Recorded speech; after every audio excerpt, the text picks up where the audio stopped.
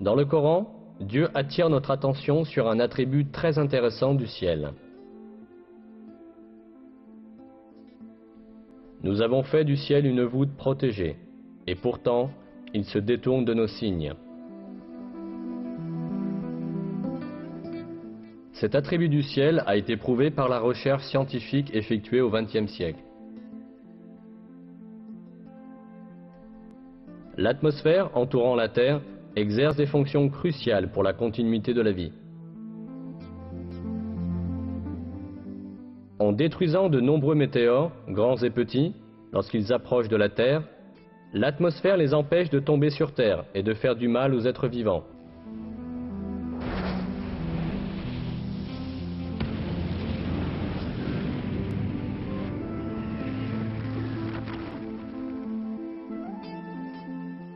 L'atmosphère filtre les rayons lumineux provenant de l'espace qui sont nuisibles pour les êtres vivants. Il est intéressant de noter que l'atmosphère ne laisse passer que les rayons inoffensifs et utiles, la lumière visible, l'ultraviolet proche et les ondes radio. Tout ce rayonnement est vital pour la vie.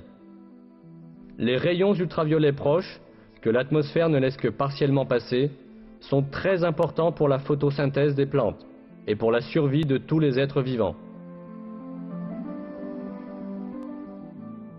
La majeure partie des rayons ultraviolets intenses émis par le Soleil sont filtrés par la couche d'ozone de l'atmosphère, et seule une partie restreinte et essentielle du spectre ultraviolet parvient jusqu'à la Terre.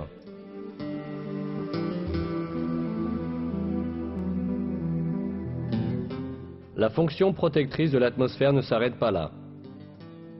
L'atmosphère protège aussi la Terre du froid glacial de l'espace, dont la température est d'environ moins 270 degrés centigrades.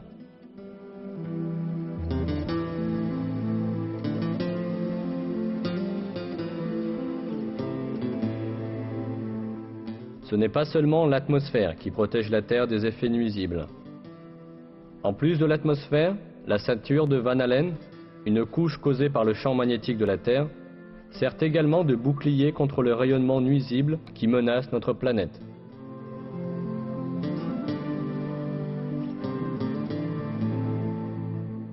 Ce rayonnement, qui est constamment émis par le Soleil et les autres étoiles, est mortel pour les êtres vivants. Si la ceinture de Van Allen n'existait pas, les énormes éruptions d'énergie que connaît fréquemment le Soleil détruiraient toute vie sur Terre.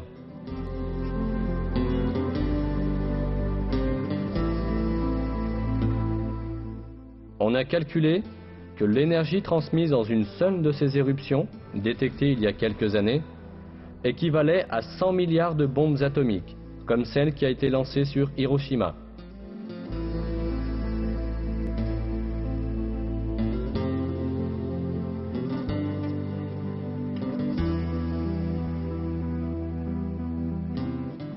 « 58 heures après l'éruption, on a observé que les aiguilles magnétiques des boussoles effectuaient des mouvements inhabituels.